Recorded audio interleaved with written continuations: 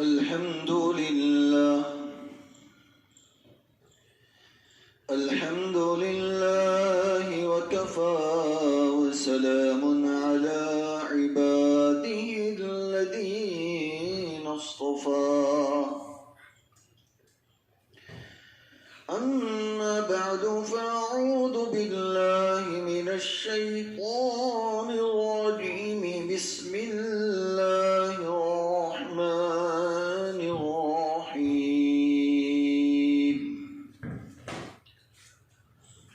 ظهر الفساد في البر والبحر بما كسبت أيدي الناس ليذيقهم بعض الذي عملوا لعلهم يرجعون.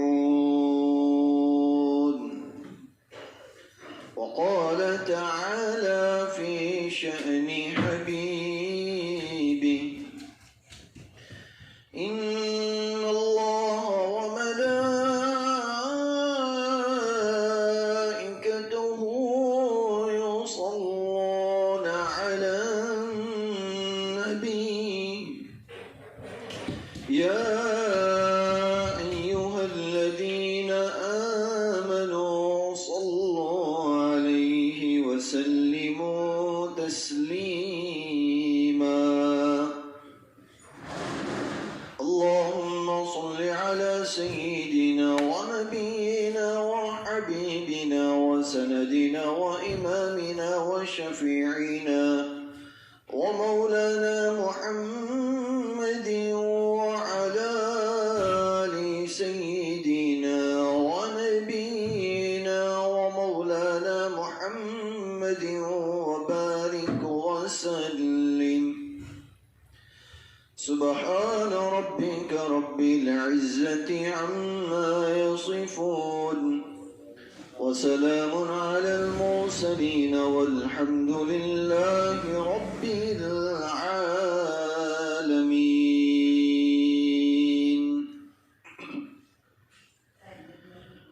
معزز و مکرم علماء کرام، بزرگوں، عزیز نوجوان بھائیوں،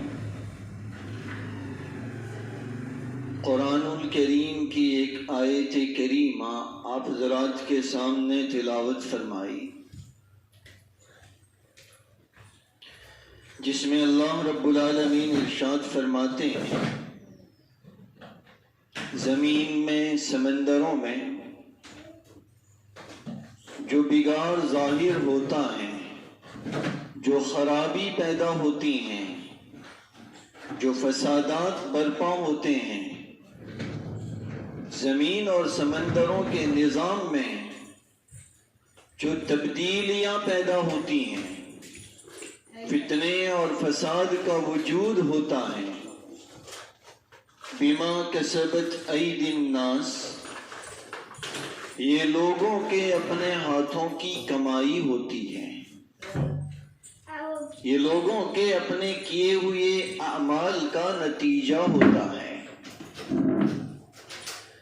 اور ہم ایسا اس لیے کرتے ہیں کہ لوگوں کے اعمال کی وجہ سے، ان کے کرتوتوں کی وجہ سے، ان کے کاموں کی وجہ سے بگاڑ زمین اور سمندروں میں پیدا کر دیتے ہیں، تاکہ وہ اپنے کیے ہوئے کچھ اعمال کا مزہ دنیا میں چکھ کر ہماری طرف لوٹ کر آ جائیں۔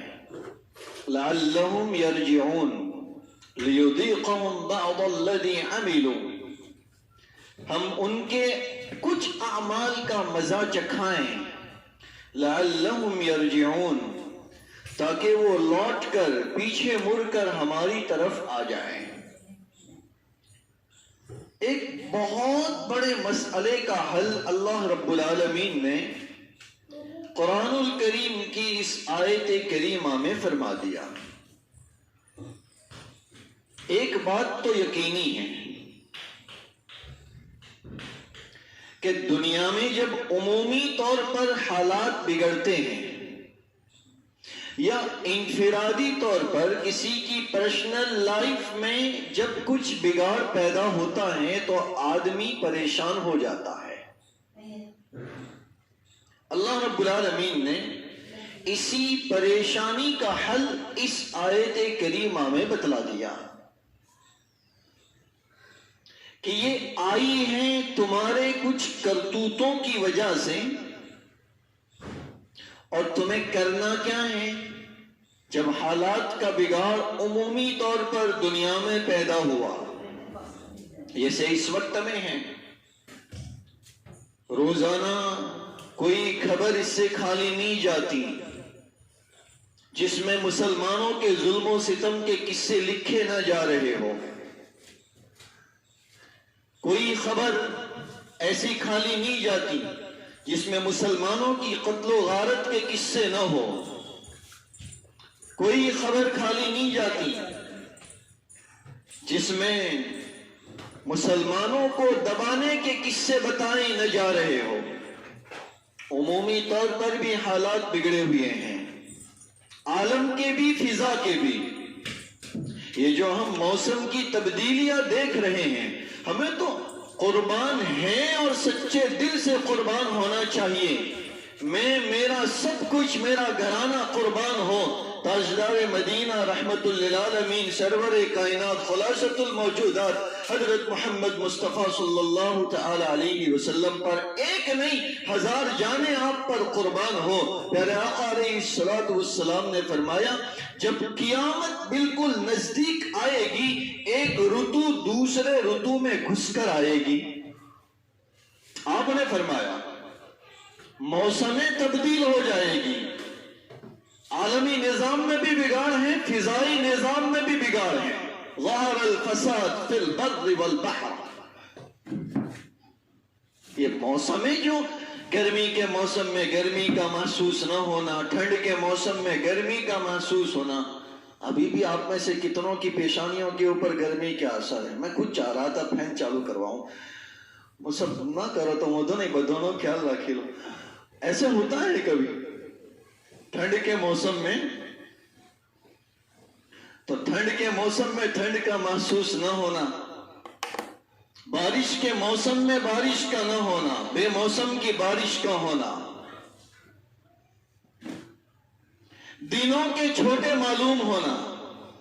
پیارے آقا علیہ الصلوۃ والسلام نے فرمایا قیامت جب قریب آئے گی نا تو دنیا میں ایسا فساد بھی پیدا ہوگا۔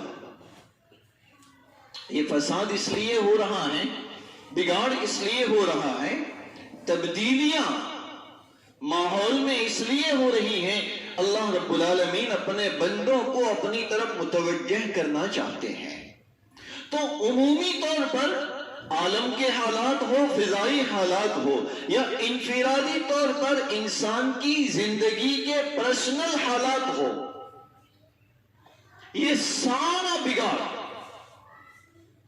یہ انسان کے کرتوتوں کا نتیجہ ہے۔ علماء نے قرآن الکریم کی روشنی میں اس کے بہت سارے اسباب لکھے ہیں، بہت ساری وجوہات لکھی ہیں۔ حالات کبھی انسان کی آزمائش کے لیے آتے ہیں، نبیوں پر حالات آئے، ہم اسے نبیوں کے اعمال کی سزا نہیں کہہ سکتے۔ نبیوں کے اعمال پاکیزہ ہوتے ہیں، وہ بے گناہ ہوتے ہیں، وہ معصوم ہوتے ہیں، کبھی ان سے گناہ سرزد ہوتا ہی نہیں۔ تو نبیوں پر حالات آزمائش کے لیے، اللہ کے نیک بندوں پر حالات آزمائش کے لیے، کبھی تو حالات آزمائش کے لیے آتے ہیں۔ وَلَنَبْلُوَنَّكُمْ بِشَيْءٍ مِّنَ الْخَوْفِ وَالْجُوعِ وَنَقْصٍ مِّنَ الْأَمْوَالِ وَالْأَنفُسِ وَالثَّمَرَاتِ وَبَشِّرِ الصَّابِرِينَ۔ یہ آزمائش کی جو ان آزمائش میں ڈٹا رہے گا، اللہ فرماتے ہیں جنت کی بشارت سنا دو، آگے فرماتے ہیں کامیابی کی بشارت سنا دو، ہدایت کی بشارت سنا دو، کبھی فرماتے ہیں رحمت کی بشارت سنا دو۔ ایسے لوگوں کے بارے میں آزمائش ہے۔ ایک سبب یہ ہے کہ حالات کبھی انسانوں کے کرتوتوں اور بدعمالیوں کی وجہ سے آتے ہیں۔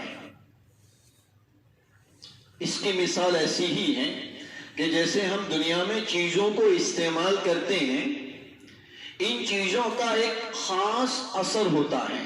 کھانے پینے کی چیزیں ہیں، روزانہ کے استعمال کی چیزیں ہیں. یہی وجہ ہے کہ ڈاکٹر جب اپنے مریض کو، بیمار کو نصیحت کرتا ہے تو اپنی نصیحت میں بہت ساری پرہیز بتاتا ہے. پرہیز جائز بھی ہیں. میرے آقا علیہ السلام نے آنکھ دکھنے پر کھجور سے منع فرمایا تھا. پرہیز جائز بھی ہیں، یہ منع نہیں ہے. کہ گرمی کا اثر ہے، کھجور میں بھی گرمی، تو آنکھ کا درد بڑھ جائے گا، طب نبوی میں ہے. میرے آقا علیہ السلام نے بھی یہ باتیں بتائی ہیں. تو یہ چیزوں کے اثر کا نتیجہ ہے کہ ڈاکٹر جب اپنے مریض کو نصیحت کرتا ہے تو بہت ساری پرہیز بتاتا ہے. آپ کو ابھی یہ نہیں کھانا ہے، یہ نہیں کھانا ہے، اس سے پرہیز کرنا ہے، اتنے دنوں تک پرہیز کرنا ہے، اچھے ہو جاؤ، ٹھیک ہو جاؤ، پھر آپ کھاتے رہو. اگر آپ نے پرہیز کے دنوں میں پرہیز نہیں کیا تو آپ کے بدن میں تندرستی کے بجائے اور زیادہ بگاڑ پیدا ہو جائے گا. معلوم ہوا کہ چیزوں کے استعمال کرنے کا ایک اثر ہوتا ہے. آدمی روزانہ اپنی زندگی میں کتنی چیزوں کو استعمال کرتا ہے، ہر چیز کا ایک اثر ہے. چھری کا ایک اثر ہے کاٹنا، وہ کاٹنے کا کام کرے گی. ہر چیز کا ایک اثر ہے. تو جیسے دنیا میں ظاہری چیزوں کا اثر ہے، ایسے ہی انسان کے بدن سے نکلنے والے اعمال کا بھی ایک اثر ہوتا ہے. نیکی کا اثر برکت، رحمت، مغفرت ہے. نیکی کا اثر، اچھے عمل کا اثر برکت، رحمت اور مغفرت ہے. اور گناہ کا اثر وبال، نحوست اور عذاب ہے. ہر چیز کا ایک اثر ہے. تو انسان کے بدن سے نکلنے والے اعمال کا بھی ایک اثر ہے. اللہ نے قرآن میں کتنی آیتوں میں یہ باتیں بتلائی، کتنی آیتوں میں. وَلَوْ أَنَّ أَهْلَ الْقُرَىٰ آمَنُوا وَاتَّقَوْا لَفَتَحْنَا عَلَيْهِمْ بَرَكَاتٍ مِّنَ السَّمَاءِ وَالْأَرْضِ. بستی والوں نیک ہو جاؤ، اللہ تمہارے لیے آسمان و زمین سے برکتوں کے دروازے کھول دے گا. معلوم ہوا انسان کی پرہیزگاری برکتوں کے اترنے کا ذریعہ ہے. استغفروا ربکم انہ کان غفارا. معلوم ہوا گناہوں سے معافی مانگنا یہ مغفرت کا ذریعہ ہے، یہ رحمتوں والی بارش کے نزول کا ذریعہ ہے، یہ اولاد کی نیکیوں اور اولاد میں برکت کا ذریعہ ہے. یرسل السماء علیکم مدرارا ویمددکم باموال وبنین. مال کی بڑھوتری کا ذریعہ ہے. نیکی کا اثر برکت، مغفرت، رحمت. گناہ کا اثر یہ وبال. لیذیقہم بعض الذی عملوا. اللہ نے قرآن میں فرمایا یہ تو تم نے اپنے کرتوت ہے نا، تمہارے جو اعمال ہیں نا گندے گندے، اس کا نتیجہ ہے کہ عمومی طور پر دنیا میں اور خصوصی طور پر تمہاری انفرادی اور پرسنل لائف میں، تمہاری گھریلو زندگی میں بگاڑ پیدا ہوتا ہے. عائشہ صدیقہ فرماتی ہیں، پیارے آقا صلی اللہ تعالی علیہ وسلم کا ایک ارشاد نقل کرتی ہیں. فرماتی ہیں جب دنیا میں زنا کثرت سے ہو جاتا ہے، زنا ہمارے زمانے میں اس کی کوئی حد نہیں رہی. واقعات اور حالات اتنے بگاڑ پر ہیں، اتنے بگاڑ پر. تھوڑے سے وقت میں کچھ باتیں عرض کرنی ہوتی ہیں، باقی ہمارے استاد محترم سے قریب کے زمانے میں سنے ہوئے قصے آپ کو سناتا. زنا کتنا عام ہو چکا ہے، چاہے وہ نظروں کا زنا ہو، چاہے وہ ہاتھوں کا زنا ہو، چاہے وہ دیکھنے کا، چاہے وہ پکڑنے کا، چاہے وہ چلنے کا، چاہے وہ زبان سے باتیں کرنے کا زنا ہو. یہ سب زنا ہیں. پیارے آقا علیہ السلام نے فرمایا ہے دو آنکھیں زنا کرتی ہیں. آنکھوں کا زنا دیکھنا ہے، غیر محرم کو دیکھنا، بالواسطہ یا بلا واسطہ. سمجھے اسے؟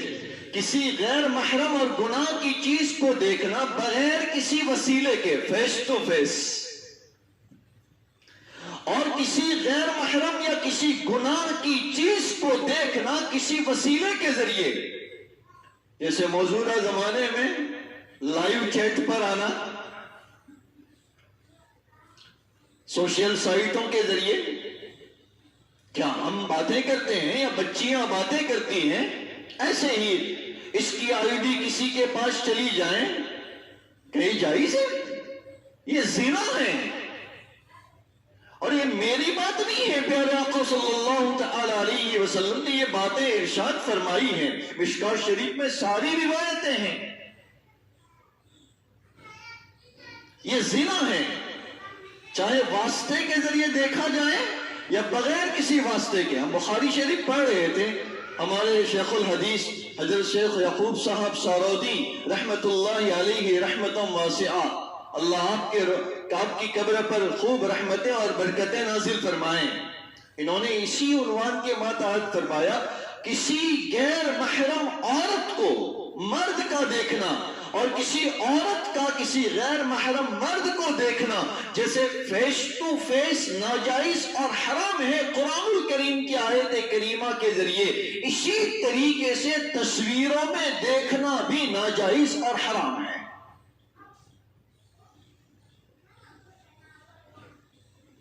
تو بالواسطہ یا بلا واسطہ دونوں زنا عام سے عام ہیں، عام سے عام۔ اپنوں کے پاس آئی ڈی، غیروں کے پاس آئی ڈی، باتیں ہی باتیں ہوتی رہیں، نہ کوئی اسی کو جانے نہ وہ اسی کو جانے۔ عائشہ صدیقہ فرماتی ہیں جب زنا عام ہو جائے، یہی وجہ ہے 15 17 سال کے بچے اور بچیاں اپنے ماں باپ کے باغی بن چکے ہیں، ماں باپ کے خلاف آستینیں چڑھا چکے ہیں۔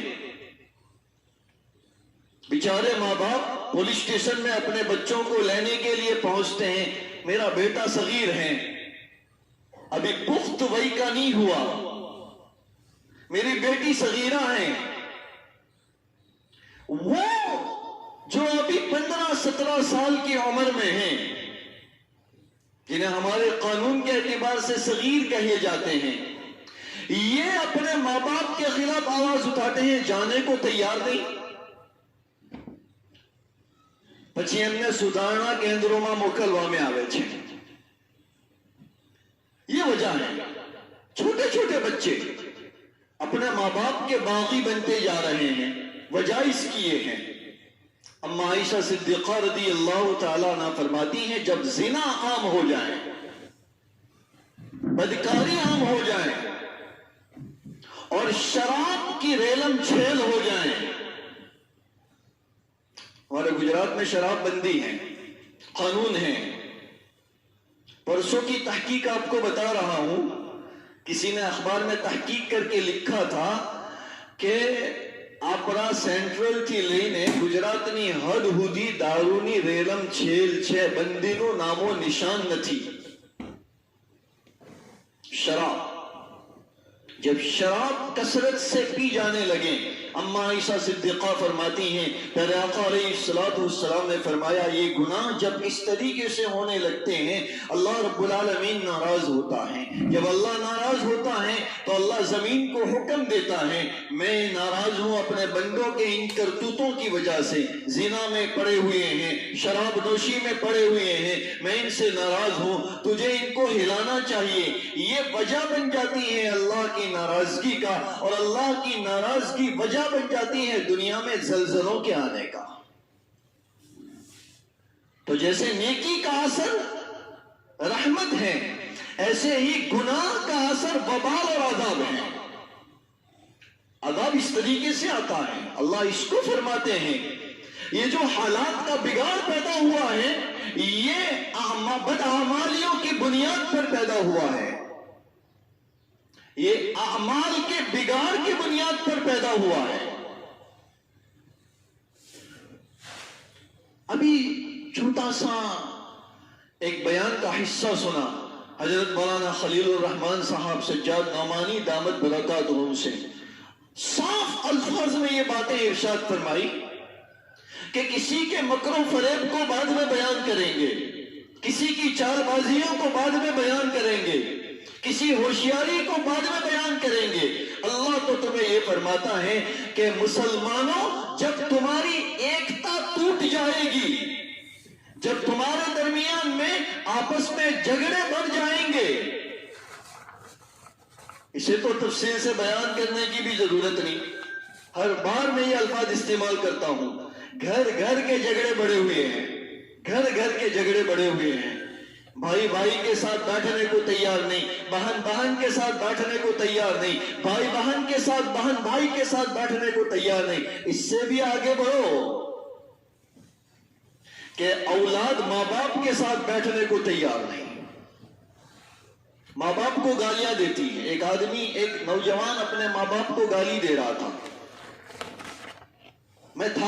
میں نے سنی ہوئی بات کہہ رہا ہوں، گالی کیا دے رہا تھا؟ اس کے باپ ابھی زندہ ہیں، کہہ رہا تھا کہ ایک ونگو ویچی نے مارو آئی گھر بنائی دی دو تو انہوں ہوں جتو رہتی، میں اس لیے اپنے باپ سے بات نہیں کرتا کہ نہ مرا پچی تو ملوان اچھے نہیں تو جیوتا جیو کیم نہ تو اب بھی جاؤ بولے تو تنے آپ ہی دے پچی تو یہ باپ نے کیم گھر میں راکھوانو چھ کاری جنا کس نے تو یہ باپ نے قدر ہی نہیں کرے گا، ابھی نہیں ہے کیا قدر کرے گا؟ تو جب تمہارے درمیان میں جھگڑے بڑھ جائیں تو اللہ فرماتے ہیں تکن فتنۃ فی الارض وفساد کبیر، جب تمہارے درمیان میں تفرقہ پیدا ہو جائے، جدائی پیدا ہو جائے، تکن فتنۃ فی الارض، اس وقت میں زمین میں فتنہ اور فساد برپا ہو جائے گا۔ وفساد کبیر، چھوٹا موٹا نہیں، بڑے بڑے فتنے وجود میں آئیں گے۔ یہ اسباب ہیں دنیا کے حالات کے بگاڑ کے۔ دوسروں کو بعد میں کوسیو، پہلے اپنے جھگڑوں کو کوسنا شروع کرو، پہلے اپنی نا اتفاقی کو کوسنا شروع کر دو۔ مسلمانوں نے کیا کچھ نہیں کیا، کیا کچھ نہیں کیا، افسوس ہے مسجدوں پر پابندیاں لگائے بیٹھے ہیں، افسوس ہے نا، سلام کا جواب نہیں دیتے۔ سلام کا جواب، میں نے ایک آدمی کو سلام کیا، اس نے جواب نہیں دیا، دوبارہ سلام کیا، جواب نہیں دیا، تو میں نے ان سے پوچھا بھائی سلام کا جواب دینے میں کیا جاتا ہے؟ یہ کہتا ہے تم نے سلام کہا، میں اس لیے جواب نہیں دیتا، یوں کہو السلام علیکم ورحمۃ اللہ، اور ایسے بھی میں تمہیں جواب دینا مناسب نہیں سمجھتا کیونکہ تمہاری باتیں کچھ الگ ہیں۔ میں نے کہا قرآن میں اللہ نے فرشتوں کے ذریعے سلام علی ابراہیم کے ذریعے یہ سلام بھیجا ہے، جانتے ہی نہیں، بس لے بیٹھے ہیں کچھ باتیں، جھگڑے ہی جھگڑے، فتنے ہی فتنے، فساد ہی فساد۔ جب تمہارے حالات آپس کے ایسے ہو جائیں، جھگڑالو، نا اتفاقی کے، تکن فتنۃ فی الارض وفساد کبیر، یہ وجہ ہے دنیا میں فتنوں کے آنے کی، یہ وجہ ہے دنیا میں فساد کے پیدا ہونے کی۔ تو بعد میں کوشیے یہود کو، نصارہ کو، دوسرے ملکوں کو، پہلے اپنے جھگڑوں کو کوسنا شروع کرو، اپنے گھروں سے ہٹاؤ جھگڑے، اپنی ذات سے ہٹاؤ جھگڑے، اپنی زندگی سے نکالو جھگڑے، آپس کے جھگڑے ختم کرو، ایکتا اور اتفاق پیدا کرو، اتحاد پیدا کرو۔ یہ وجہ ہے کہ دنیا کی کوئی طاقت تمہیں توڑ نہیں سکے گی، یہ اسباب ہیں۔ یہ اس لیے ہیں کہ اللہ فرماتے ہیں لعلہم یرجعون، اسے جانو، اسے پہچانو، اس کی اصلاح کر کے میرے بندو جو تم مجھ سے دور ہو چکے ہو میرے قریب آ جاؤ، لعلہم یرجعون، میری طرف لوٹ کر آ جاؤ، بہت دور جا چکے ہو، سب کچھ ختم کرو۔ اللہ فرماتے ہیں سب کچھ ختم کرو، میری طرف لوٹ کر آ جاؤ۔ میری طرف لوٹ کر آنے والا کبھی بھی نقصان نہیں اٹھاتا۔ یہدی الیہ من ینیب، اللہ کی طرف جانے والا راستہ ضرور پاتا ہے، یہ قرآن میں اللہ کا وعدہ ہے۔ یہ اسباب ہیں اور یہ اس لیے ہیں کہ اللہ اپنے بندوں کو سمجھانا چاہتے ہیں کہ یہ خرابیاں چھوڑو، اعمال کو درست کر لو، میری طرف لوٹ کر آ جاؤ، تمہارے دنیا کے حالات بھی درست ہو جائیں گے اور تمہارے پرسنل گھریلو زندگی کے حالات بھی درست ہو جائیں گے۔ اللہ تعالیٰ مجھے آپ سب کو اور پوری امت کو اخلاص کے ساتھ اس پر عمل کی توفیق عطا فرمائیں، سارے عالم کے حالات کو درست فرمائیں، امن و امان کو پیدا فرمائیں، ہمارے ملک میں بھی اللہ رب العالمین امن و امان کی فضا کو قائم فرمائیں۔ آمین وآخر دعوانا الحمدللہ رب العالمین۔